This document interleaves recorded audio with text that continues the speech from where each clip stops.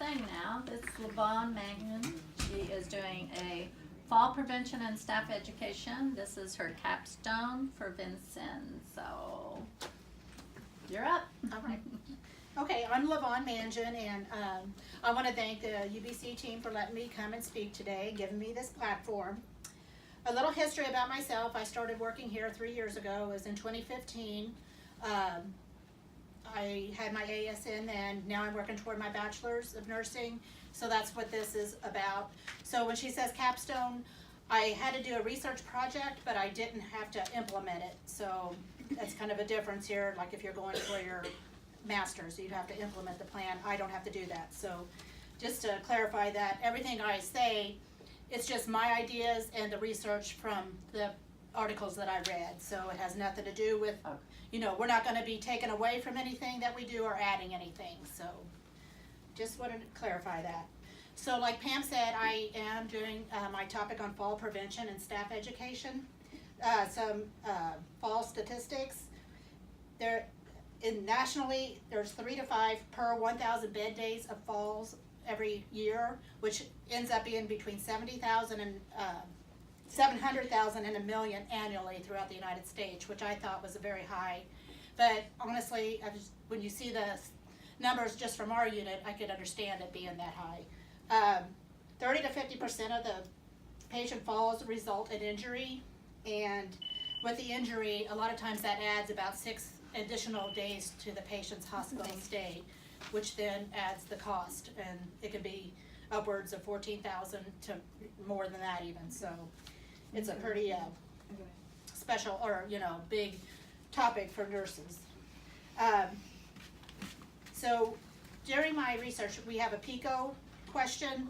So the PICO stands for like your population or your problem, your intervention, your comparison of data, and then your outcome. So my PICO question that I came up with was, do new approaches of assessing fall risk, new tools to decrease falls, and ongoing staff education decrease falls by 50% within the next 12 months here on our unit? And it would be compared to the current interventions, which will stay, but over the past 2 years, like I'll tell you, we've seen a really big rise in our falls. So with that, the statistics for our unit, when I started here, I started in 2015 in August, so I went ahead and in 2016 we had 16 falls that year, so that was pretty good. During 2017 we doubled that and we had 31 falls. So when I started this research in August, we were already at 33 falls. So we have, over the last 2 years, something on our units changed apparently, because our falls have increased tremendously. The research that I have here, I have 5 articles that I found, and I'm just kind of hitting the high points of the research, and because it can get really complicated, and I'm trying to keep it simple for everyone. The first one here is the article was called Bedside Nurses Leading the Way for Fall Prevention. It's an evidence-based approach, and basically this here was in a Midwest hospital. They found these 3 interventions.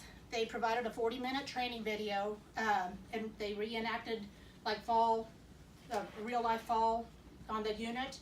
So then they went back and talked about it, and then offered what could have been made better. So that was one thing. They also came up with this safety contract on admission. The patient and the nurse would sign this, and it would and the families can sign it too. So everybody upon admission would know that we are serious about their safety while they're here, and we want them to be serious too. And then also they came up with new signs that they placed above the patient's bed, which was something that I've never heard of, but with all those being done, they had 50% decrease in their falls, so that was pretty neat. The second one, this here was in California at the Cedars-Sinai Medical Center in Los Angeles, which is a big hospital, and it was called Fall Prevention, Breaking Apart the Cookie Cutter Approach. This here is basically just like whenever the patient comes in and we assess them, it said we need to look at different aspects that maybe we aren't looking at now. One thing that they said is generalized weakness. This can be like with young patients. A lot of times, whenever you get a young patient in, you make them not a fall risk, but they're saying, you know, if they're in the hospital, they're probably there is a risk of falling. So we don't have to make them a fall risk, but we definitely need to talk to them and make sure they know that if they, you know, need help, they definitely need to call out, which we do that pretty good, I think. But just by doing this, they also had a 50% decrease in falls. So that was pretty good too. My third one, this is the Got a Minute campaign to reduce falls. This was in California also. This was pretty intense.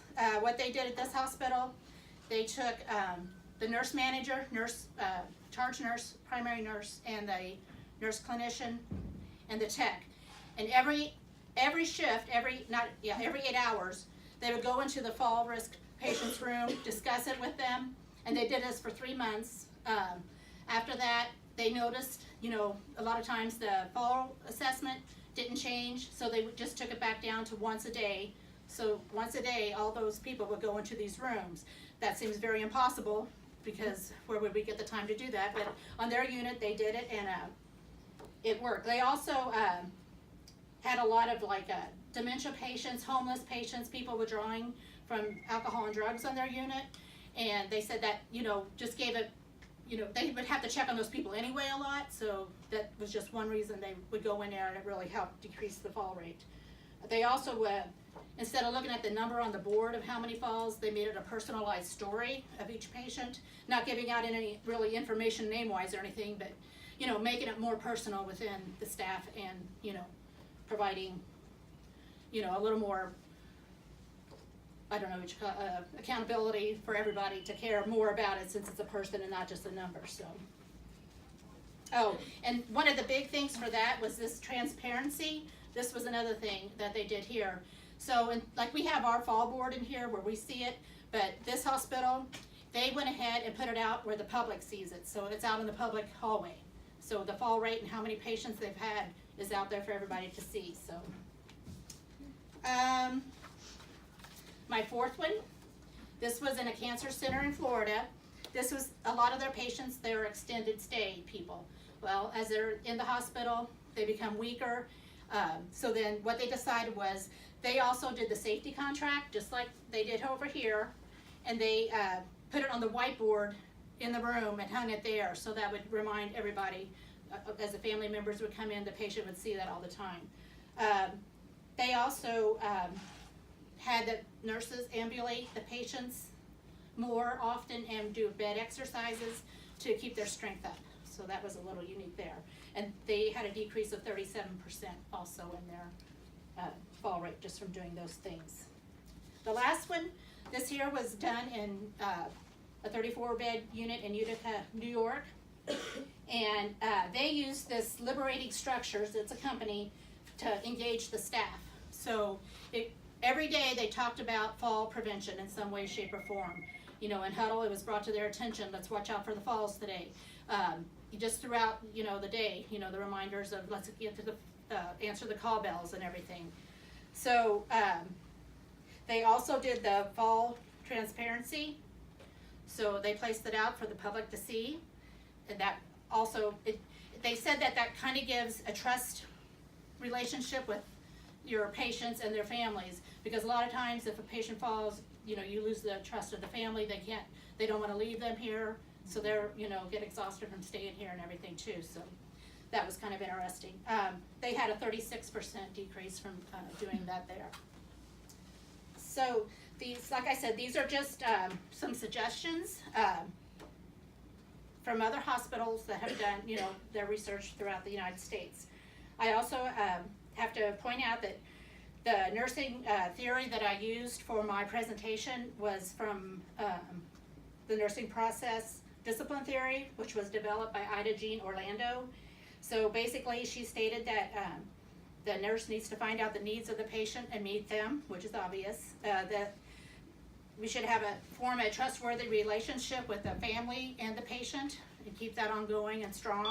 And then also that every time you're in contact with the patient in the hallway, in the room, you should be assessing them, which I think we all know that too, but that was what that she did develop that. So, basically then, I think that in concluding everything, maybe, you know, just by using like a safety contract or something like that, you know, and I don't know if that would help or not, but I definitely think we should be motivated to try to improve over the next 12 months, you know, to get our numbers back down.